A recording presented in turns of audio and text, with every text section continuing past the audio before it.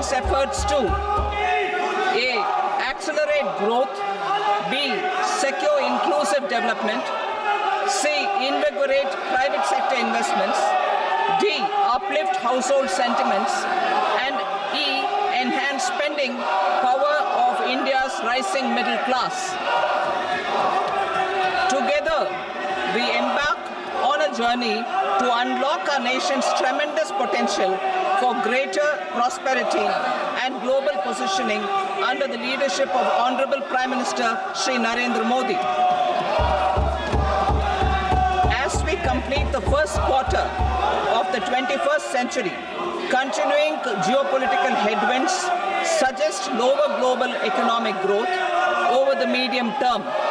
However, our aspiration for a Vikasit Bharat inspires us, and the transformative work we have done during our government's first 2 terms guides us to march forward resolutely. Our economy is the fastest growing among all major economies. Our development track record for the past 10 years and structural reforms have drawn global attention. Confidence in India's capability and potential has only grown in this period. We see the next 5 years as a unique opportunity to realize Sabka Vikas, stimulating balanced growth of all regions. The great Telugu poet and playwright Gurujada Apparao had said, "Deshamante matti kadoy, deshamante manushuloy," meaning a country is not just its soil, a country is its people. In line with this, for us, Vikasit Bharat encompasses zero poverty, 100% quality good school education, access to high quality, affordable and comprehensive health care, 100% skilled labor with meaningful employment, 70% women in economic activities, and farmers making our country the food basket of the world. In this budget, the proposed development measures span 10 broad areas, focusing on Garib, youth, Annadata, and Nari, spurring agricultural growth and productivity, building rural prosperity and resilience, taking everyone together on an inclusive growth path, boosting manufacturing and furthering Make in India, supporting MSMEs, enabling employment-led development, investing in people, economy, and innovation, securing energy supplies, promoting exports, and nurturing innovation. For this journey of development, our 4 powerful engines are agriculture, MSME, investments, and exports. The fuel, our reforms, our guiding spirit, inclusivity, and the destination, Vikasit Bharat. This budget aims to initiate transformative reforms across 6 domains. First 5 years, these will augment our growth potential and global competitiveness. The domains are taxation, power sector, urban development, mining, financial sector, and regulatory reforms. Agriculture as the first engine. Now I move to specific proposals, beginning with agriculture as the first engine.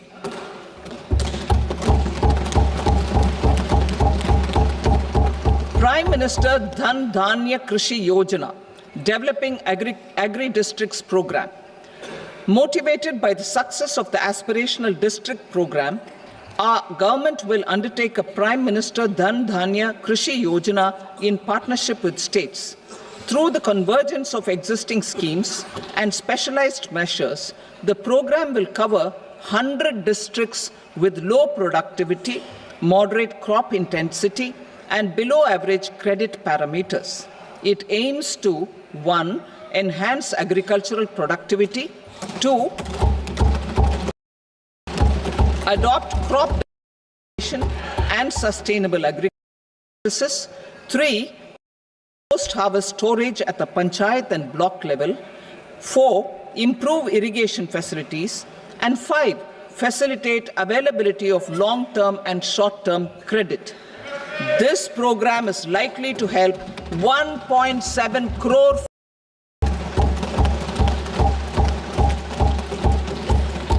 building rural prosperity and a comprehensive multi-sectoral rural prosperity and resilience program will be launched in partnership with the states.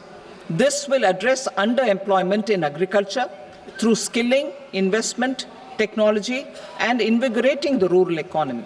The goal is to generate ample opportunities in rural areas so that migration is an option but not a necessity. The program will focus on rural women, young farmers, rural youth, marginal and small farmers, and landless families. The details are in Annexure A. Domestic best practices will be incorporated, and appropriate technical and financial assistance will be sought from multilateral development banks. In Phase 1, 100 developing agri-districts will be covered. Atmanirbharta in pulses. Our government is implementing the National Mission for Edible Oil Seed for achieving Atmanirbharta in edible oils. Our farmers have the capability to grow enough for our needs and more. 10 years ago, we made concerted efforts and succeeded in achieving near self-sufficiency in pulses. Farmers responded to the need by increasing the cultivated area by 50%, and government arranged for procurement and remunerative prices. Since then, with rising incomes and better affordability, our consumption of pulses has increased significantly. Our government will now launch a 6-year mission for Atmanirbharta in pulses with a special focus on Tuar, Urad, and Masoor. Details are in Annexure B. Central agencies such as NAFED and NCCF will be ready to procure these 3 pulses as much as offered during the next 4 years from farmers who register with these agencies and enter into agreements. Comprehensive program for vegetables and fruits. It is encouraging that our people are increasingly becoming aware of their nutritional needs. It is a sign of a society becoming healthier. With rising income levels, the consumption of vegetables, fruits, and Shri Anna is increasing significantly. A comprehensive program to promote production, efficient supplies, processing, and remunerative prices for farmers will be launched in partnership with the states. Appropriate institutional mechanisms for implementation and participation of farmer producer organizations and cooperatives will be set up. Makhana board in Bihar. For this, there is a special opportunity for the people of Bihar. A Makhana board will be established in the state to improve production, processing, value addition, and marketing of Makhana. The people engaged in these activities will be organized into FPOs. The board will provide hand-holding and training to Makhana farmers and will also work to ensure they receive the benefits of all relevant government schemes. A national mission on breeding seeds will be launched, aimed at 1. Strengthening research ecosystem, 2. Targeted development and propagation of seeds with high yield, pest resistance, and climate resilience, and 3. Commercial availability of more than 100 seed varieties released since July 2024.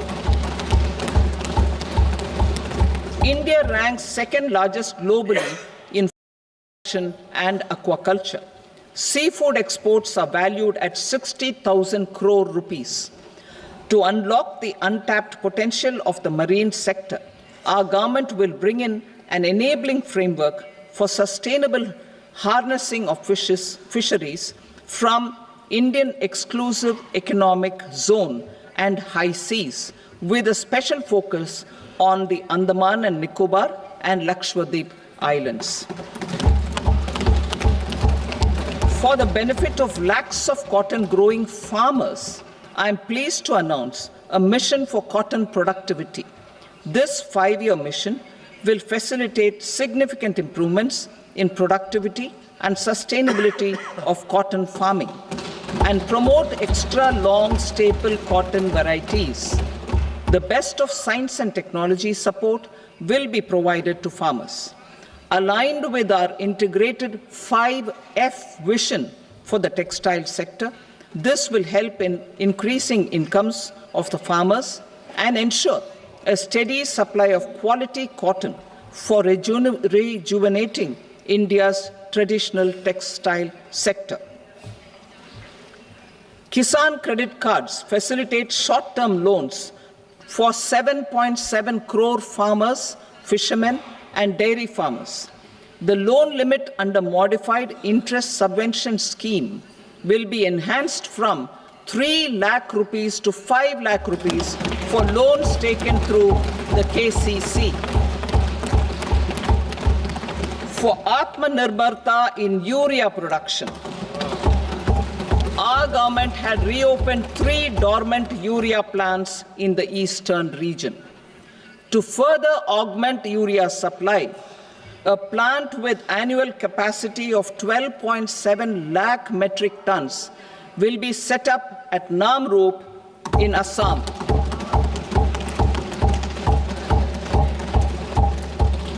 India Post, with 1.5 lakh rural post offices, complemented by the India Post Payment Bank and a vast network of 2.4 lakh Dak Sevaks, will be repositioned to act as a catalyst for the rural economy. Details are at Annexure C. India Post will also be transformed as a large public logistics organization. This will meet the rising needs of Vishwakarmas, new entrepreneurs, women, self-help groups, MSMEs, and the large business organizations. Our government will provide support to NCDC for its lending operations for the cooperative sector. MSMEs as the second engine. Now I move to MSMEs as the second engine, which encompasses manufacturing and services with a focus on MSMEs numbering 5.7 crores. Currently, over 1 crore registered MSMEs, employing 7.5 crore people and generating 36% of our manufacturing, have come together to position India as a global manufacturing hub. With their quality products, these MSMEs are responsible for 45% of our exports.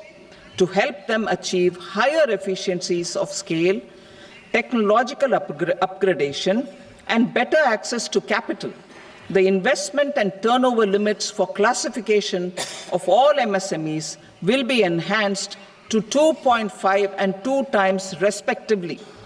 This will give them the confidence to grow and generate employment for our youth. The details are given in Annexure D. To improve access to credit, the credit guarantee cover will be enhanced. First, for micro and small enterprises from 5 crore to 10 crore rupees, leading to additional credit of 1.5 lakh crores in the next 5 years. Second, for startups from 10 crore rupees to 20 crore rupees, with the guarantee fee being moderated to 1% for loans in 27 focus sectors which are important for Atmanirbhar Bharat. And for well-run exporter MSMEs, for term loans up to 20 crore rupees. Also for the micro enterprises, we will introduce customized credit cards with a 5 lakh rupee limit for micro enterprises registered on Uddhav portal. In the first year, 10 lakh such cards will be issued. Fund of funds for startups. The alternate investment fund, AIFs, for startups have received commitments of more than 91,000 crores rupees. These are supported by the fund of funds set up with the Government of India's contribution of 10,000 crore rupees. Now, a new fund of funds with expanded scope and a fresh contribution of another 10,000 crore rupees will be set up. A new scheme will be launched for 5 lakh women, scheduled castes and scheduled tribes, first-time entrepreneurs. This will provide term loans up to 2 crore rupees during the next 5 years. The scheme will incorporate lessons from the successful Stand Up India scheme. Online capacity building for entrepreneurship and managerial skills will also be organized. Measures for labor-intensive sectors. To promote employment and entrepreneurship opportunities in labor-intensive sectors, our government will undertake specific policy and facilitation measures. To enhance the productivity, quality, and competitiveness of India's footwear and leather sector, a focused product scheme will be implemented. The scheme will support design capacity, component manufacturing, and machinery required for production of non-leather quality footwear, besides the support for leather footwear and products. The scheme is expected to facilitate employment for 22 lakh persons, generate over 4 lakh crore rupees, and exports of over 1.1 lakh crore rupees. Measures for the toys sector. Building on the National Action Plan for Toys, we will implement a scheme to make India a global hub for toys. The scheme will focus on development of clusters, skills, and a manufacturing ecosystem that will create high-quality, unique, innovative, and sustainable toys that will represent the Made in India brand. Support for food processing. In line with our commitment towards Purvodaya, we will establish a National Institute of Food Technology, Entrepreneurship, and Management in Bihar. The institute will provide a strong fillip to food processing activities in the entire eastern region. This will result in 1. Enhanced income for the farmers through value addition to their produce, and 2. Skilling entrepreneurship and employment opportunities for the youth. Manufacturing mission, furthering Make in India. Our government will set up a national manufacturing mission covering small, medium, and large industries for furthering Make in India by providing policy support, execution roadmaps, governance, and monitoring framework for central ministries and states. Details are in Annexure E. Given our commitment to climate-friendly development, the mission will also support clean tech manufacturing.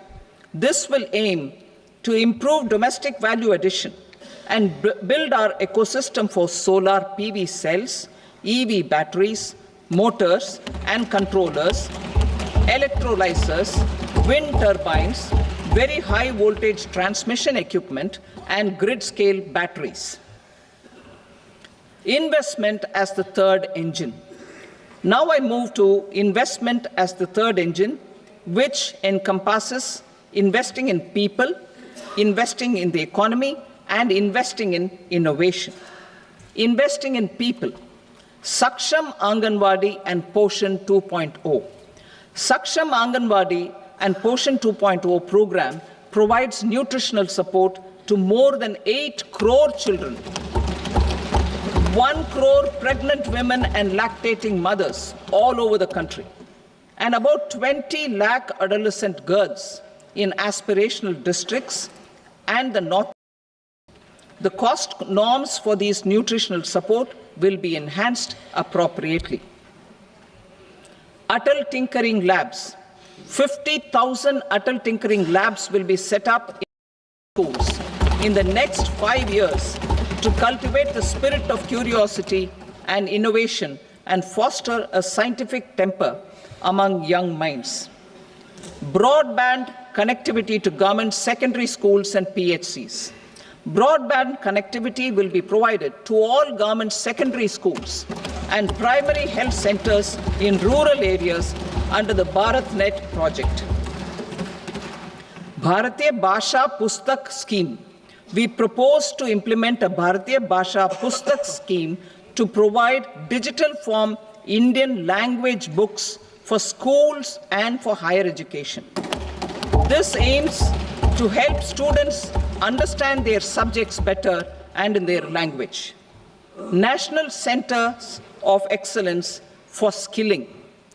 Building on the initiative announced in the July 24 budget, 5 national centers of excellence for skilling will be set up with global expertise and partnerships to equip our youth with the skills required for Make for India, Make for the World manufacturing. The partnership will cover curriculum design, training of trainers, and a skills certification framework and periodic reviews. Expansion of capacity in IITs. Total number of students in 23 IITs has increased 100% from 65,000 to 1.35 lakh in the past 10 years.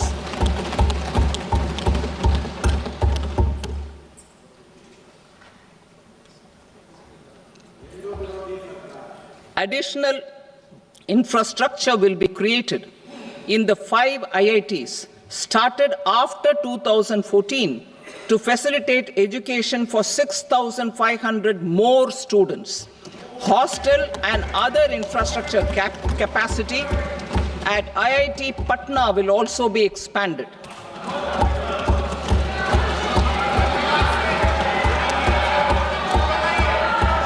Center of Excellence.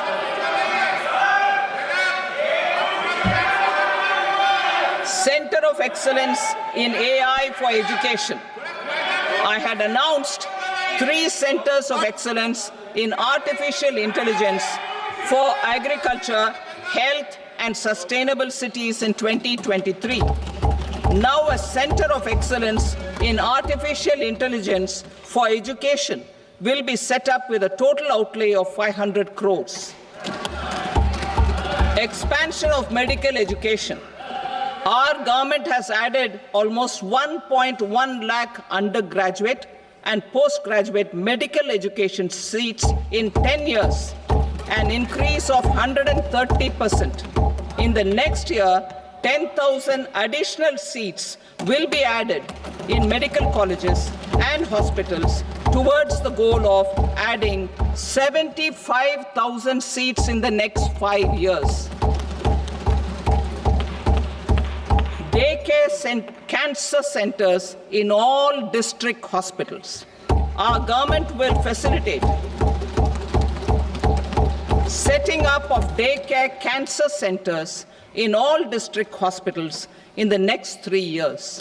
200 centers will be established in 25-26 itself. Strengthening urban livelihoods. Our government has been giving priority to assisting urban poor and vulnerable groups. A scheme for socio-economic upliftment of urban workers will be implemented to help them improve their incomes, have sustainable livelihoods, and a better quality of life. PM Swanidhi scheme has benefited more than 68 lakh street vendors, giving them respite from high-interest informal sector loans. Building on this success, the scheme will be revamped with enhanced loans from banks, UPI-linked credit cards with 30,000 rupees limit, and capacity building support. Social Security Scheme for welfare of online platform workers. Gig workers of online platforms provide great dynamism to the new age services economy. Recognizing their contribution, our government will arrange for their identity cards and registration on the e-Shram portal. They will be provided health care under PM Jan Arogya Yojana. This measure is likely to assist nearly 1 crore gig workers.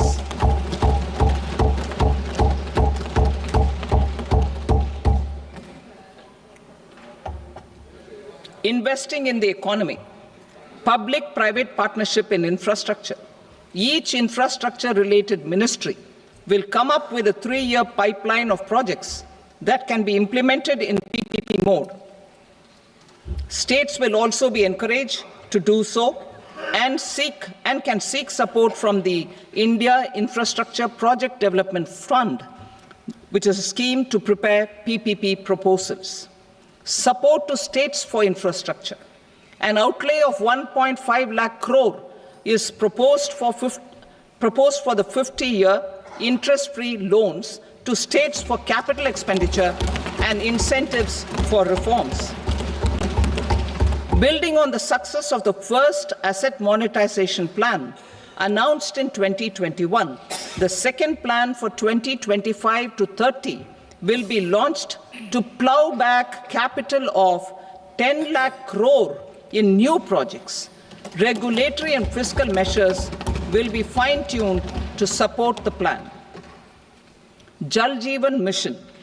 Since 2019, 15 crore households representing 80% of India's rural population have been provided access to portable tap water connections. To achieve 100% coverage, I am pleased to announce the extension of this mission until 2028 with an enhanced total outlay.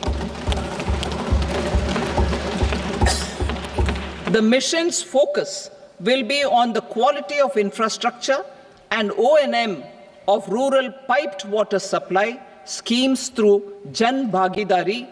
A separate MOU or separate MOUs will be signed with the states and union territories to ensure sustainability and citizen-centric water services delivery. Urban sector reforms. Building on the July budget proposals, urban sector reforms related to governance, municipal services, urban land and planning will be incentivized. Urban Challenge Fund. The government will set up an urban challenge fund of 1 lakh crore rupees to implement the proposals for cities as growth hubs, creative redevelopment of cities, and for water and sanitation purposes announced in the July budget. This fund will finance up to 25% of the cost of bankable projects, with a stipulation that at least 50% of the cost is funded from bonds, bank loans, and PPPs. An allocation of 10,000 crore is proposed in 2025-26. Power sector reforms. We will incentivize electricity distribution reforms and augmentation of intra-state transmission capacity by states. This will improve financial health and capacity of electricity companies. Additional borrowing of 0.5% of GSDP will be allowed to states contingent on these reforms. Nuclear energy mission for Vikasit Bharat. Development of at least 100 gigawatt of nuclear energy by 2047 is essential for our energy transition efforts. For an active partnership with the private sector towards this goal, amendments to the Atomic Energy Act and the Civil Liability for Nuclear Damage Act will be taken up. A nuclear energy mission for research and development of small modular reactors with an outlay of 20,000 crore will be set up. At least 5 indigenously developed small modular reactors will be operationalized by 2033. Shipbuilding. The shipbuilding financial assistance policy will be revamped to address cost disadvantages. This will also include credit notes for shipbreaking in Indian yards to promote the circular economy. Large ships above a specified size will be included in the infrastructure harmonized master list. Shipbuilding clusters will be facilitated to increase the range, categories, and capacity of ships. This will include additional infrastructure, facilities, skilling, and technology to develop the entire ecosystem. Maritime Development Fund. For long-term financing for the maritime industry, a Maritime Development Fund with a corpus of 25,000 crore rupees will be set up. This will be for distributed support and promoting competition. This will have up to 49% contribution by the government, and the balance will be mobilized from ports and from private sector. Udaan regional connectivity schemes. Udaan has enabled 1.5 crore middle-class people to meet their aspirations for speedier travel. The scheme has connected 88 airports, and operationalized 619 routes. Inspired by that success, a modified Udaan scheme will be launched to enhance regional connectivity to 120 new destinations and carry 4 crore passengers in the next 10 years. 4 crore additional passengers in the next 10 years. The scheme will also support helipads and smaller airports in hilly, aspirational, and northeast regional districts. Greenfield airports will be facilitated in Bihar to meet the future needs of the state. These will be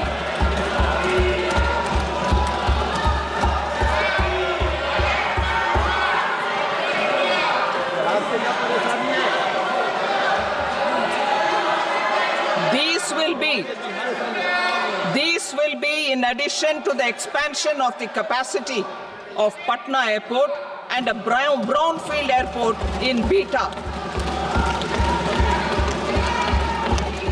Western Kosi Canal project in Mithilanchal.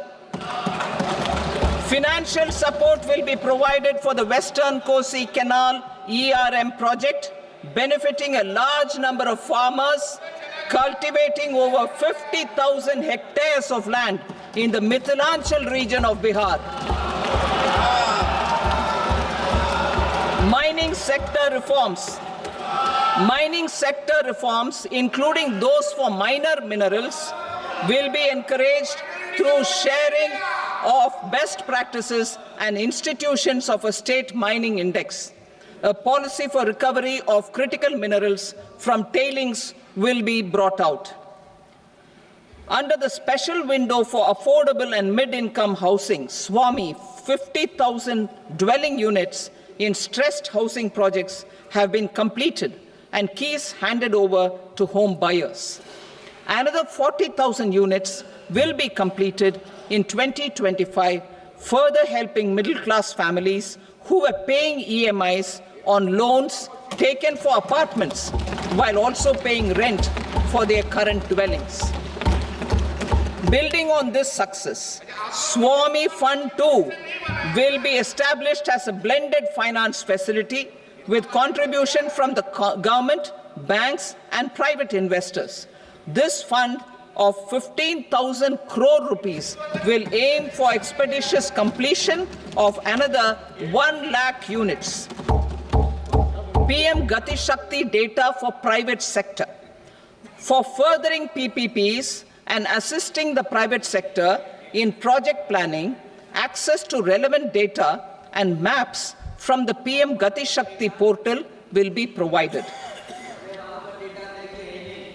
Tourism for employment-led growth. Top 50 tourist destination sites in the country will be developed in partnership with states through a challenge mode. Land for building key infrastructure will have to be provided by the states. Hotels in these destinations will be included in the infrastructure harmonized list. The following measures will be taken for facilitating employment-led growth. Organizing intensive skill development programs for our youth, including in institutes of hospitality management. Providing mudra loans for homestays. Improving ease of travel and connectivity to tourist destinations. Providing performance-linked incentives to states for effective destination management, including tourist amenities, cleanliness, and marketing efforts. And introducing streamlined e-visa facilities along with visa fee waivers for certain tourist groups. Continuing with the emphasis on places of spiritual and religious significance in the July budget, there will be a special focus on destinations related to the life and times of Lord Buddha. Medical tourism and heal in India.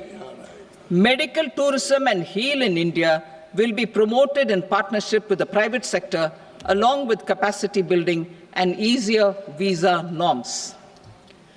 Investing in innovation. To implement private sector-driven research, development, and innovation initiatives announced in the July budget, I am now allocating 20,000 crore rupees for this purpose. A deep tech fund of funds will also be explored to catalyze the next generation startups as a part of this initiative. In the next 5 years, under the PM Research Fellowship Scheme, we will provide 10,000 fellowships for technological research in IITs and IISc with enhanced financial support. The second gene bank with 10 lakh germplasm lines will be set up for future food and nutritional security.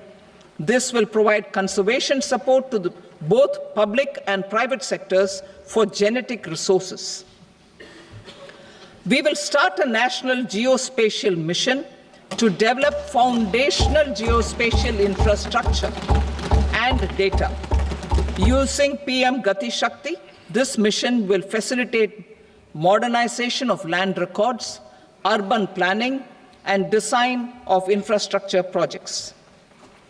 A Gyan Bharatam mission for survey, documentation, and conservation of our manuscript heritage with academic institutions, museums, libraries, and private collectors will be undertaken to cover more than 1 crore manuscripts. We will set up a national digital repository of Indian knowledge systems for knowledge sharing. Now I move to exports as the fourth engine. We will set up an export promotion mission with sectoral and ministerial targets driven jointly by the Ministries of Commerce, MSME, and Finance. It will facilitate easy access to export credit, cross-border factoring support, support to MSMEs to tackle non-tariff measures in overseas markets. A digital public infrastructure, Bharat Trade Net, for international trade will be set up as a unified platform for trade documentation and financing solutions.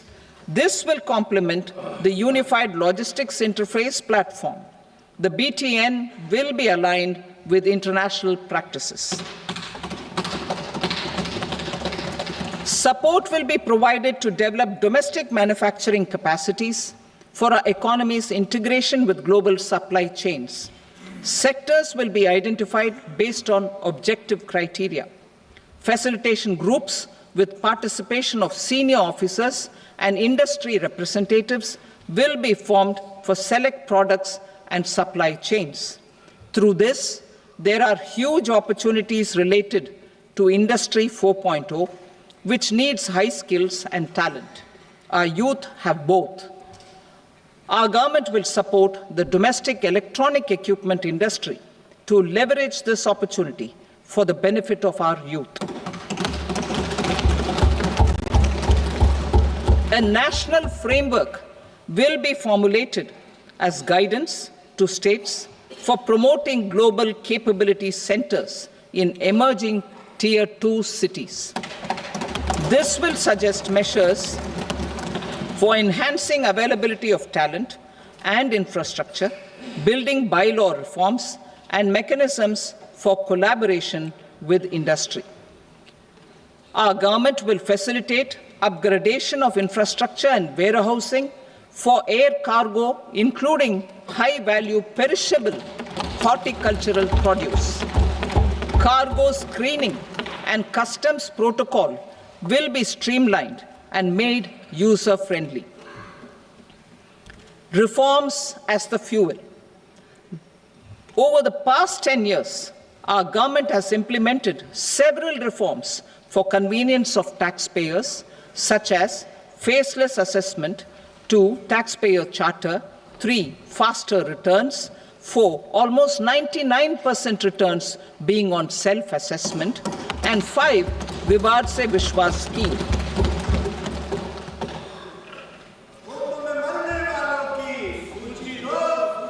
Continuing these efforts, I reaffirm the commitment of the Tax Department to trust first, scrutinize later. I also propose to introduce the new income tax bill next week. I will detail the indirect tax reforms and changes in direct taxes in Part B. Financial sector reforms. The FDI limit for the insurance sector will be raised from 74 to 100%. This enhanced limit will be available for those companies which invest the entire premium in India. The current guardrails and conditionalities associated with foreign investment will be reviewed and simplified.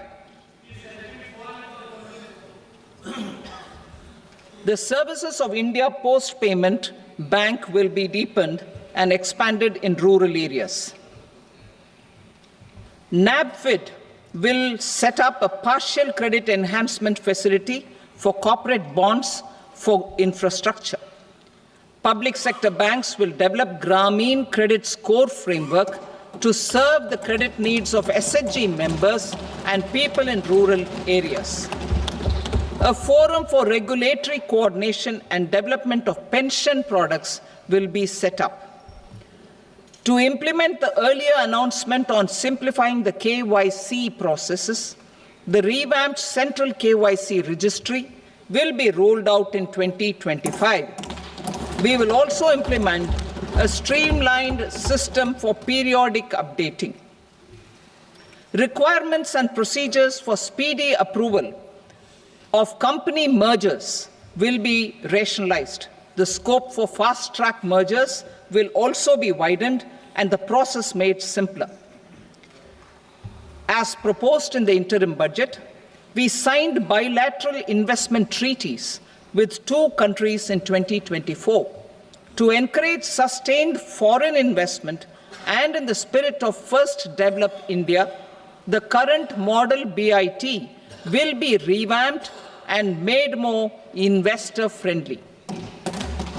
In the last 10 years, in several aspects, including financial and non-financial, our government has demonstrated a steadfast commitment to ease of doing business. We are determined to ensure that our regulations must keep up with technological innovations and global policy developments.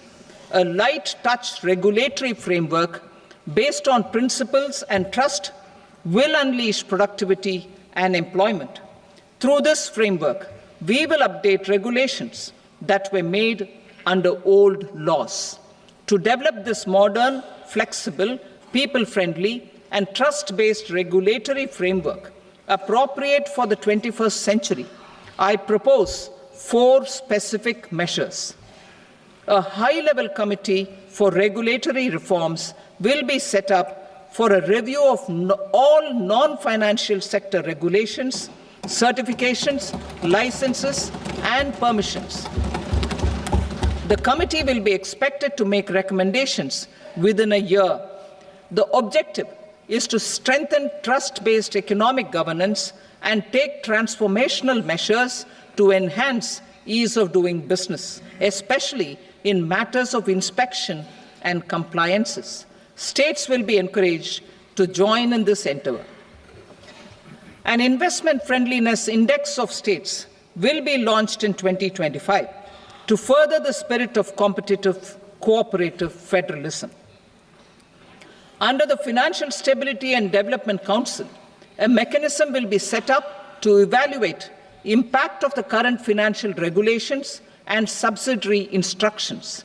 It will also formulate a framework to enhance their responsiveness and development of the financial sector. In the Jan Vishwas Act 2023, more than 180 legal provisions were decriminalized. Our government will now bring up the Jan Vishwas Bill 2.0 to decriminalize more than 100 provisions in various laws. I now move to fiscal policy. In the July budget, I had committed to staying the course for fiscal consolidation. Our endeavor will be to keep the fiscal deficit each year such that central government debt remains on a declining path as a percentage of the GDP. The roadmap for the next 6 years has been detailed in the FRBM statement. Revised estimates for 2024-25. The revised estimate of the total receipts other than borrowings is 31.47 lakh crore rupees, of which the net tax receipts are 25.57 lakh crore rupees. The revised estimate of the total expenditure is 47.16 lakh crore rupees, of which the capital expenditure is about 10.18 lakh crore rupees. The revised estimate of the fiscal deficit is 4.8% of the GDP. Budget estimates for 25-26. Coming to 25-26, the total receipts other than borrowings and total expenditure are estimated at 34.96 lakh crore rupees and 50.65 lakh crore rupees respectively. The net tax receipts are estimated at 28.37 lakh crore rupees. The fiscal deficit is estimated to be 4.4% of GDP. To finance the fiscal deficit, the net market borrowings from dated securities are estimated at 11.54 lakh crore. The balance financing is expected to come from small savings and other sources. The gross market borrowings are estimated at 14.82 lakh crore rupees. I will now move to Part B. Indirect taxes. My proposals relating to customs aim to rationalize tariff structure and address duty inversion. These will also support domestic manufacturing and value addition, promote exports, facilitate trade, and provide relief to common people. Rationalization of customs tariff structure for industrial goods. As a part of comprehensive review of customs rate structure announced in July 2024 budget, I propose to 1. Remove 7 tariff rates. This is over and above the 7 tariff rates removed in 23-24 budget. After this, there will be only 8 remaining tariff rates, including 0 rate. 2. Apply appropriate cess to broadly maintain effective duty incidence, except on a few items where such incidence will reduce marginally. 3. levy not more than one cess or surcharge. Therefore, I propose to exempt social welfare surcharge on 82 tariff lines that are subject to a cess. I shall now take up sector-specific proposals. To provide relief to patients, particularly those suffering from cancer, rare diseases, and other severe chronic diseases, I propose to add 36 life-saving drugs and medicines to the list of medicines fully exempted from basic custom duty.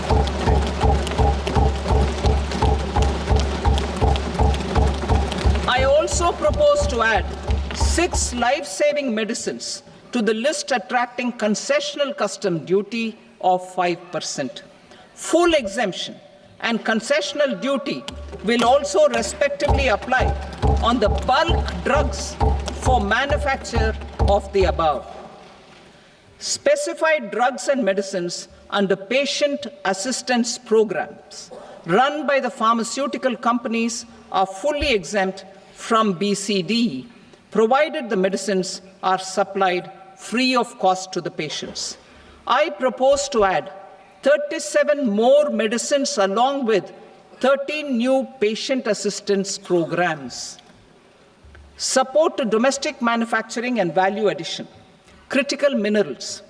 In the July 2024 budget, I had fully exempted BCD on 25 critical minerals that are not domestically available. I had also reduced BCD of 2 other such minerals to provide a major fillip to their processing, especially by MSMEs. Now, I propose to fully exempt cobalt powder and waste, the scrap of lithium-ion battery, lead, zinc, and 12 more critical minerals. This will help secure their availability for manufacturing in India and promote more jobs for our youth. To promote domestic production of technical textile products such as agro-textiles, medical textiles, and geotextiles at competitive prices, I propose to add 2 more types of shuttle-less looms to the list of fully exempted textile machinery. I also propose to revise the BCD rate on knitted fabrics covered by 9 tariff lines from 10 or 20 to 20% or 115 rupees per kg, whichever is higher. Electronic goods. In line with our Make in India policy and to rectify inverted duty structure, I propose to increase the BCD on interactive flat panel display from 10% to 20% and reduce the BCD to 5% on open cell and other components. In 23-24 budget, for the manufacture of open cells of LCD, LED TVs, I had reduced the BCD on parts of open cells from 5% to 2.5%. To further boost the manufacture of such open cells, the BCD on these parts will now stand exempted. Lithium-ion battery. To the list of exempted capital goods, I propose to add 35 additional capital goods for EV battery manufacturing and 28 additional capital goods for mobile phone battery manufacturing.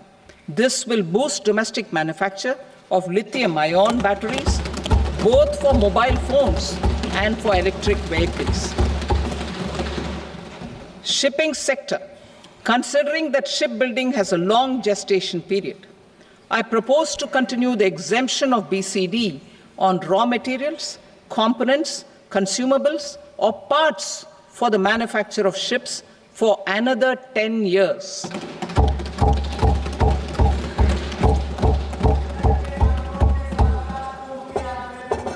I also propose the same dispensation for shipbreaking to make it more competitive. Telecommunication. To prevent classification disputes, I propose to reduce the BCD from 20% to 10% on carrier-grade Ethernet switches to make it at par with non-carrier-grade Ethernet switches. Export promotion. To facilitate exports of handicrafts, I propose to extend the time period for export from 6 months to 1 year, further extendable by another 3 months if required. I also propose to add 9 items to the list of duty-free inputs. Leather sector. I propose to fully exempt BCD on wet blue leather to facilitate imports for domestic value addition and employment. I also propose to exempt crust leather from 20% export duty to facilitate exports by small tanners. Marine products. To enhance India's competitiveness in the global seafood market, I propose to reduce BCD from 30% to 5% on frozen fish paste, surimi, for manufacture and export of its analog products. I also propose to reduce BCD from 15% to 5% on fish hydrolysates for manufacture of fish and shrimp feed. In July 2024 budget, to promote development of domestic MROs for aircraft and ships, I had extended the time limit for export of foreign origin goods that were imported for repairs from 6 months to 1 year and further extendable by 1 year. I now propose to extend the same dispensation for railway goods. Time limit for provisional assessment. Presently, the Customs Act 1962 does not provide any time limit to finalize provisional assessments, leading to uncertainty and cost to trade. As a measure of promoting ease of doing business, I propose to fix a time limit of 2 years, extendable by a year, for finalizing the provisional assessment. I propose to introduce a new provision that will enable importers or exporters, after clearance of goods, to voluntarily declare material facts and pay duty with interest but without penalty. This will incentivize voluntary compliance. However, this will not apply in cases where department has already initiated audit or investigation proceedings. For industry to better plan their imports, I propose to extend the time limit for the end use of imported inputs in the relevant rules from 6 months to 1 year. This will provide operational flexibility in view of cost and uncertainty of supply. Further, such importers will now have to file only quarterly statements instead of a monthly statement.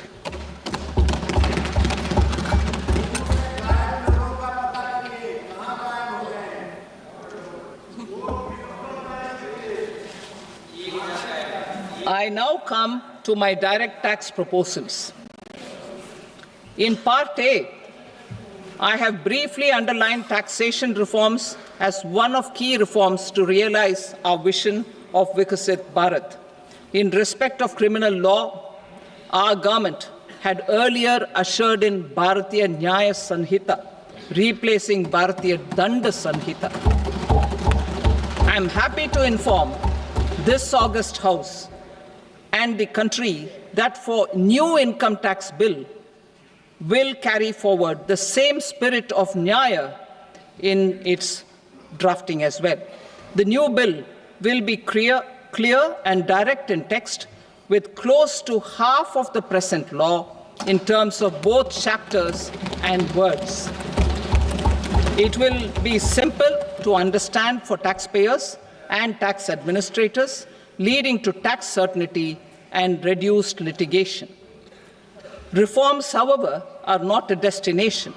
They are means to achieve good governance for our people and economy. Providing good governance primarily involves being responsive.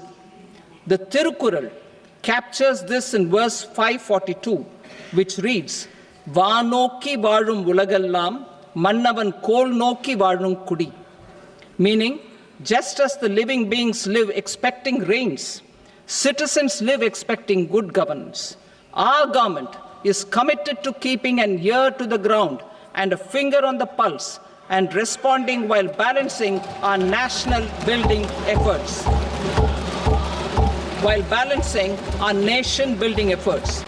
The following measures will detail just how our government will, under the guidance of PM Modi, has taken steps to understand and address.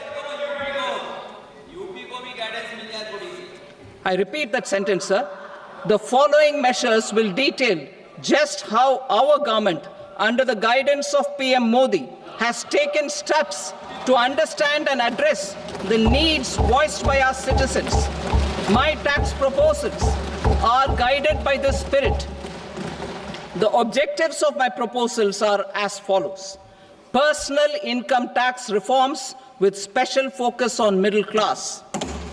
Rationalization of TDS and TCS for easing difficulties. Encouraging voluntary compliance. Reducing compliance burden. Ease of doing business, employment and investment. I will come to my proposal on personal income tax towards the end. TDS and TCS, rationalization for easing difficulties. I propose to rationalize tax deduction at source, TDS, by reducing the number of rates and thresholds above which TDS is deducted. Further, threshold amounts for tax deduction will be increased for better clarity and uniformity. The limit for tax deduction on interest for senior citizens is being doubled from the present 50,000 rupees to 1 lakh rupees. Similarly, the annual limit of 2.40 lakh rupees for TDS on rent is being increased to 6 lakh rupees. This will reduce the number of transactions liable to TDS, thus benefiting small taxpayers receiving small payments. The threshold to collect tax at source, the TCS, on remittances under RBI's liberalized remittance scheme, the LRS, is proposed to be increased from 7 lakh to 10 lakhs. I also propose to remove TCS on remittances for education purposes, where such remittances is out of a loan taken from a specified financial institution. Both TDS and TCS are being applied on any transaction related to sale of goods. To prevent such compliance difficulties, I propose to omit the TCS. I also propose that the provisions of the higher TDS deduction will now apply only in non-PAN cases. In July 2024, the delay for payment of TDS up to the due date of filing statement was decriminalized. I propose to provide the same relaxation to TCS provisions as well. The government under the leadership of Prime Minister Modi believes in Sabka Saath, Sabka Vikas, Sabka Vishwas and Sabka Prayas. In line with this, we brought in updated return facility in 2022 for voluntary compliance by taxpayers who had omitted to report their correct income. Our trust in taxpayers was proved right. Nearly 90 lakh taxpayers voluntarily updated their incomes by paying additional tax.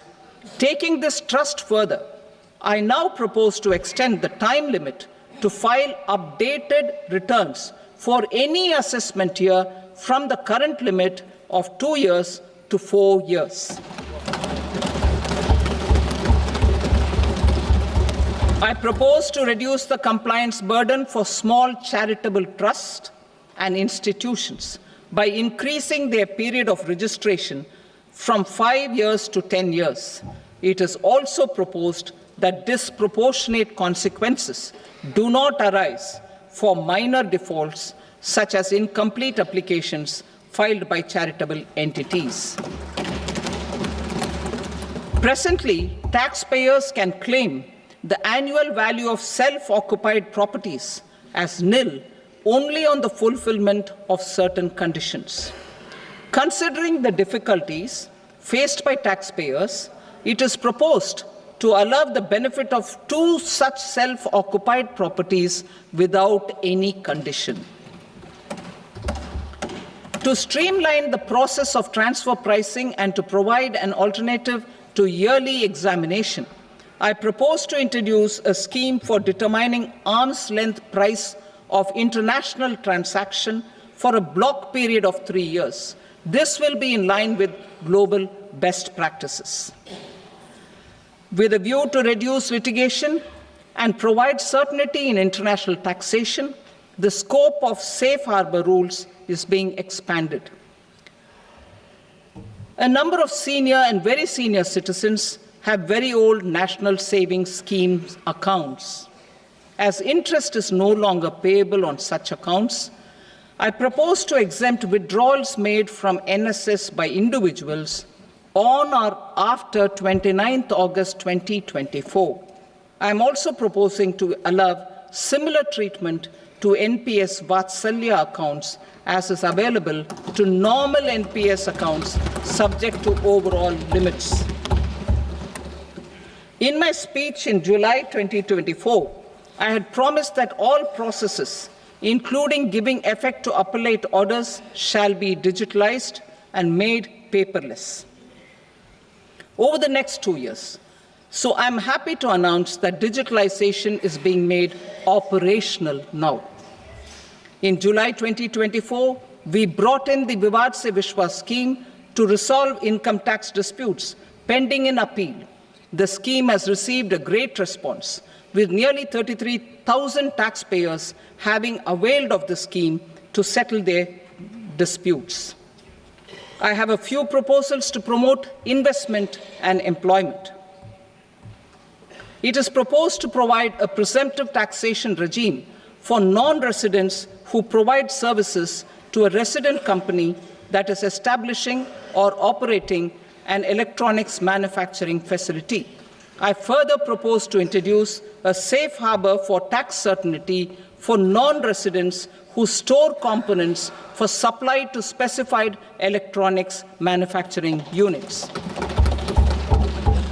Presently, the tonnage tax scheme is available only to sea-going ships. The benefits of existing tonnage tax scheme are proposed to be extended to inland vessels registered under the Indian Vessels Act 2021 to promote inland water transport in the country. Extension for incorporation of startups. We continue to support the Indian startup ecosystem. I propose to extend the period of incorporation by 5 years to allow the benefit available to startups which are incorporated before 1/4/2030.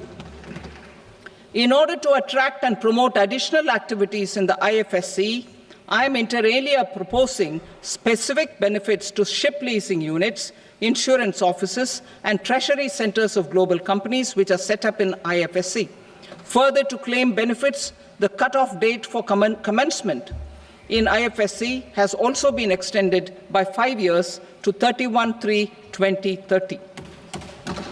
Category 1 and Category 2 AIFs are undertaking investments in infrastructure and other such sectors. I propose to provide certainty of taxation to these entities on the gains from securities, to promote funding from sovereign wealth funds and pension funds to the infrastructure sector. I propose to extend the date of making an investment by 5 more years up to 31st March 2030.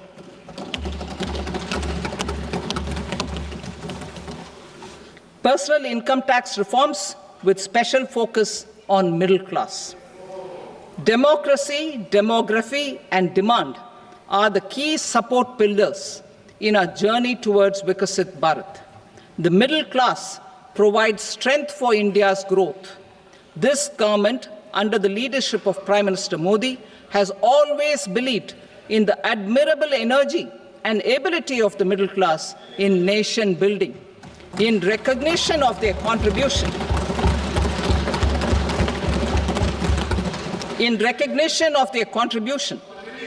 we have periodically reduced their tax burden. Right after 2014, the nil tax slab was raised to 2.5 lakhs of rupees, which was further raised to 5 lakh rupees in 2019 and to 7 lakh rupees in 2023. This is reflective of our government's trust on the middle class taxpayers. I am now happy to announce that there will be no income tax payable up to income of 12 lakh rupees.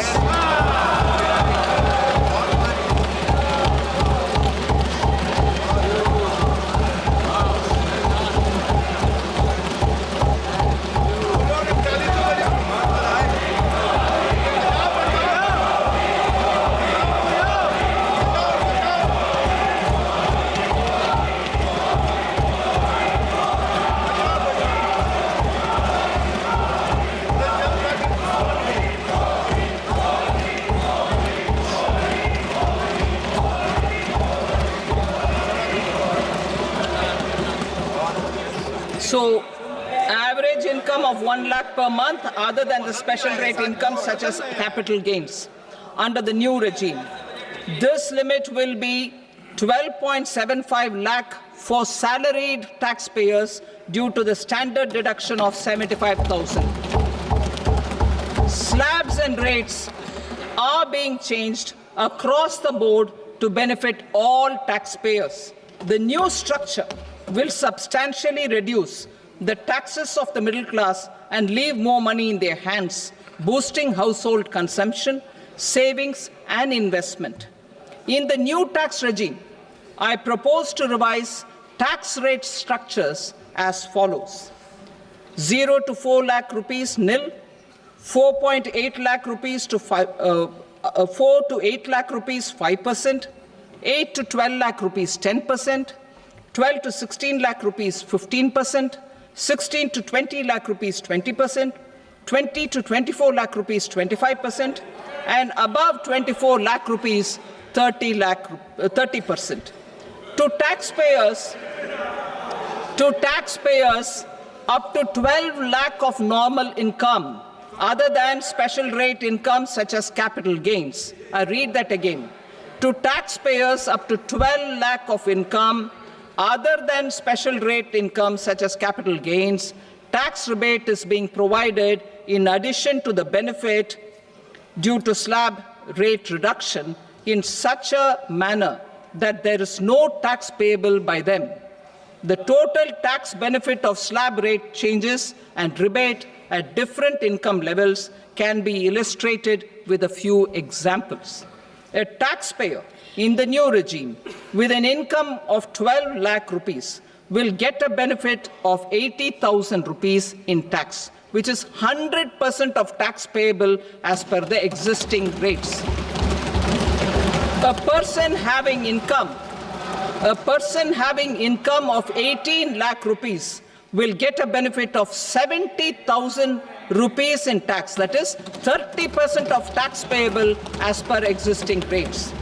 A person with an income of 25 lakh gets a benefit of 1,10,000 rupees, that is 25% of his tax payable as per existing rates. Details of my tax proposals are given in the annexure.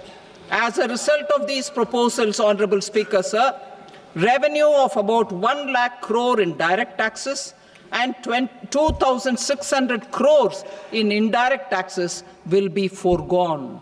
Mr. Speaker, sir, with this, I commend the budget to this august House.